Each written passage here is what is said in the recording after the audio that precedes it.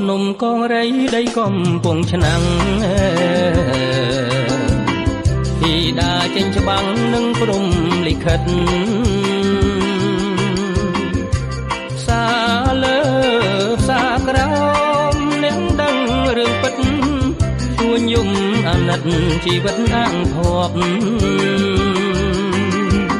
ខ្យល់បក់រវិចទង្គិចស្លឹកឈើ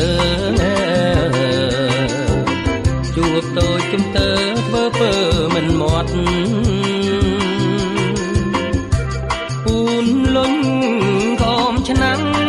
មិនស្គាល់ថ្ងៃយប់ឃើញហើយរន្ធត់ស្រក់ទឹកនេត្រានាងស៊ូរស់នៅក្នុងផ្លូវសុចរិតតាំងវ័យកេងគិតចាប់ដងបកា